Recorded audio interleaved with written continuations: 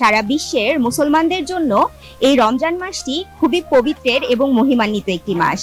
আসন্ন রমজান মাসকে ঘিরে কাঁচা বাজার এবং সবজি বাজারের কি অবস্থা সেটা দেখার জন্যই আমরা পৌঁছে গেছি আজকে রাজধানীর একটি ব্যস্ততম কাঁচা বাজারে এবং মাংসের দোকানে।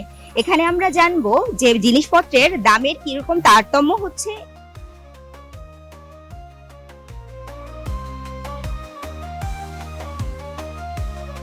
আচ্ছা, এই যে রমজান মাস উপলক্ষে মাংসের বাজারের অবস্থা কি, মানে দাম নিয়ে কি কোনো তারতম্য আছে, মানে ক্রেতারা খুশি? মনে করেন দাম কমাইলে কাস্টমার খুশি হইতো, কিন্তু দাম তো কমাইতেছে না। গরুর বাজার অনেক চড়া, মানে আট হচ্ছে মনে হয় 730-40 টাকা কিনা পরে আমরা 50 টাকা বিক্রি করি। গরুর কেজি 750 করে বিক্রি করছেন। আচ্ছা, আর খাসির কেজিটা কত? খাসি কেজি 1200 টাকা। 1200 টাকা। এটা কি গতবারের বা অন্যান্য আগের বারের রমজানের চেয়ে এবারের কি দাম বেশি না কম? একই একই একই, কোনো কমে নেই আগের দাম, কিন্তু দাম বাড়াইছে, কিন্তু আমরা বাড়াই নেই। তো এই দামটা বাড়ার পেছনে কারণটা কি?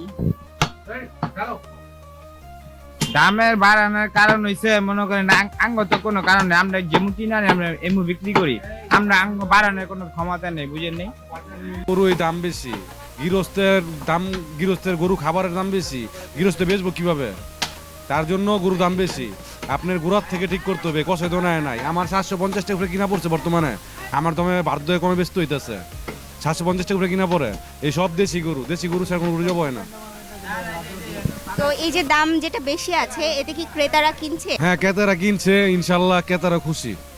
হ্যাঁ, আপনারা খুশি? খুশি না হলে তো মানে রমজান মাস উপলক্ষে যেমন অফার দিতেছি 750 টাকা, নাহলে 800 টাকা উপরে কিনা পড়ে। আমার 2 দিনে 1 লাখ টাকা লস হয়েছে।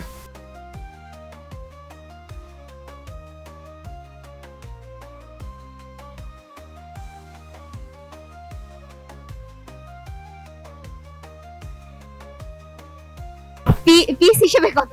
পিস 800 টাকা, 750 এরকম। মানে অন্যান্য বারের রমজানের তুলনায় এবারের কি বাজার স্থিতিশীল আছে, নাকি আপনি মনে করছেন বেশি? কিছু কম আছে আগের চেয়ে। প্রয়োজনীয় যে শাকসবজি রমজান উপলক্ষে কি দাম বেড়েছে, না এটার হচ্ছে অবস্থা কি? আপনি একটু কেজি প্রতি প্রত্যেকটা সবজি যদি একটু বলতেন। দাম বর্তমানে একটু বেশি আছে। আপনার এই যে লাউ যেমন 60 টাকা, 50 টাকা, পরে হচ্ছে আপনার এই লতি 120 টাকা, এই বরবটি 100 টাকা, চিচিঙ্গা 50 টাকা, জালি 50 টাকা, বেগুন 80 টাকা, লেবু 80 টাকা খালি, পেঁপে 40 টাকা কেজি, শাকটা একটু বেশি বলতে 10 টাকা। পরে হচ্ছে পাতাকপি, এটা হচ্ছে 40, ওটা 30, শসা 80 টাকা, খিরাই 50 টাকা, ওইটা 100, এটা হচ্ছে আপনার 80 টাকা, এটা 80 টাকা, ওইটা হচ্ছে।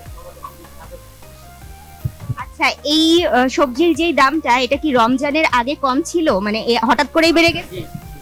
একটু কম ছিল আর মনে পারছে। আচ্ছা আপা, এই যে রমজান মাস উপলক্ষে শাকসবজির দাম কেমন, মানে আপনি কি মনে করছেন বেশি? আসছিল, আজকে এরকম দামই আছে, সেম দামই আছে।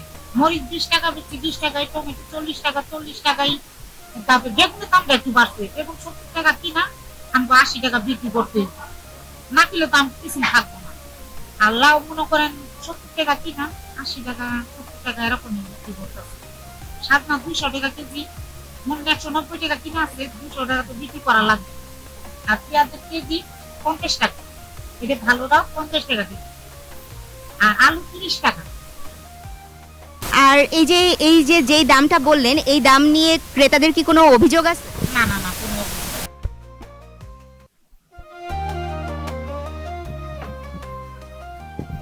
আচ্ছা, মানে বড় মাছ না ছোট মাছ, মানে কোন মাছের চাহিদা বেশি? তো আমাদের এই জায়গায় রুই মাছ, কাতল মাছ, এগুলো মাছ এগুলো চলে থাকে, গুড়া মাছ তো অনেক সকাল বাজে। আর ওই হিসাবে আপনার বাজার নিয়ন্ত্রণে আছে, এত আর কি গুড়া মাছগুলোর দাম একটু বেশি। ইলিশের অবস্থা কি? ইলিশের কেজি এখন ইলিশ এটা বর্তমানে বেচতে হচ্ছে আপনার 800-750। 800 বা 750। কথা বলছিলাম বিক্রেতাদের সাথে।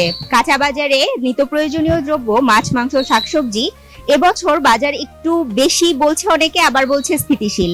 সব মিলিয়েই রমজান মাস সবার ভালো কাটুক, সকলের সামর্থ্যের মধ্যে ক্রেতা এবং বিক্রেতা উভয়ের মুখে হাসি ফুটুক, এই প্রত্যাশায় তাশরিফা তৃষা, তরঙ্গ টিভি।